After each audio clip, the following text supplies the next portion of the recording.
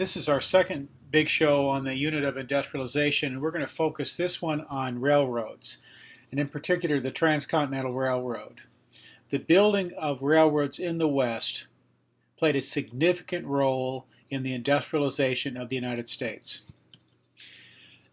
The problem was that coming with that, and all the benefits of railroads spreading throughout the country, came at a very steep price, and in particular in some massive corruption. See, here's the problem. Private companies could not raise enough money to build railroads on their own. It was just too expensive. So the federal government gave land grants to railroads. A land grant is like a gift. A grant is a gift, and a land grant is a gift of land. And so for railroads, it typically was 1 mile on either side of the track. So if you look at the map there and the blue and red line, that line would stretch from Omaha, Nebraska to San Francisco, a distance of well over 2,000 miles. So they would get not just the land the track sat on, but also 1 mile on either side of that land. And that would prove to be very valuable for railroads. Railroads sold the land at high prices to raise money for construction. And you may ask, well, why would they sell the land and how would that benefit them? Well, the land that they built their railroads on was very valuable land. If you were going to settle there, if you're going to start a city there, you want to be near the railroads. That's where everything came in from the east and would go out so you could sell your products. It's very valuable land. And so the railroads did not need a mile of land on each side of the tracks.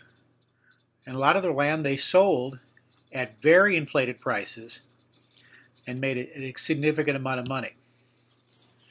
But in addition to that, railroads began bribing members of Congress to get more land grants to increase their wealth.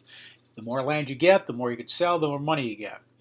Jay Gould was the president, the controller of the Union Pacific Railroad, and this is one of the homes that he owned from wealth he got from building railroads.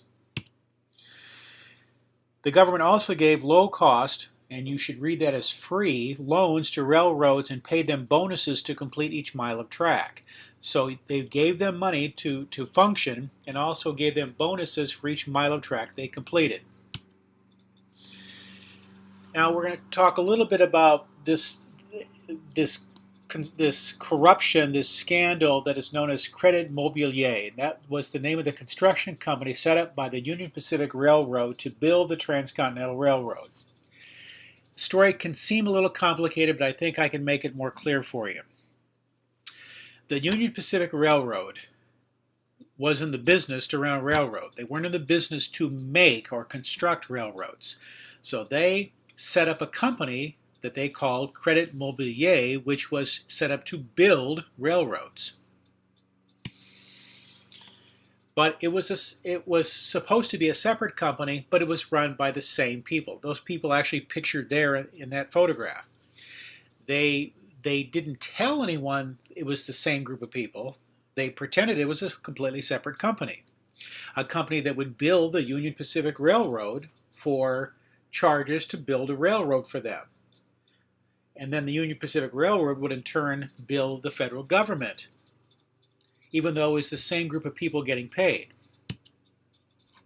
And the company, construction company, gave false or grossly inflated bills to the Union Pacific Railroad. They would make stuff up and give them excessively high bills. And Union Pacific Railroad didn't mind. They would just turn those bills over to the federal government, who would pay them, who would then pay the construction company. But really, it was a circular idea where these guys were getting paid.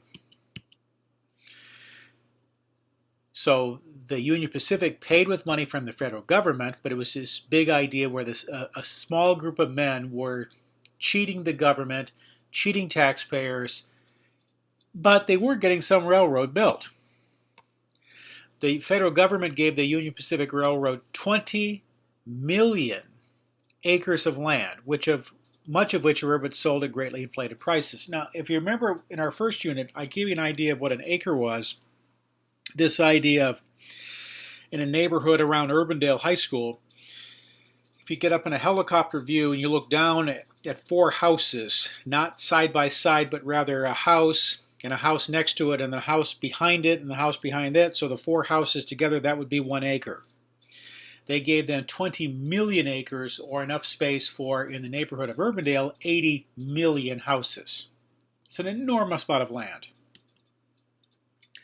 The federal government gave the Union Pacific Railroad loans, and the word loans in quotes because it's really gifts, of up to $48,000 per mile of completed track. That would be the same as $840,000 in 2016 dollars. $48,000 per mile of completed track, in addition to the land they gave them.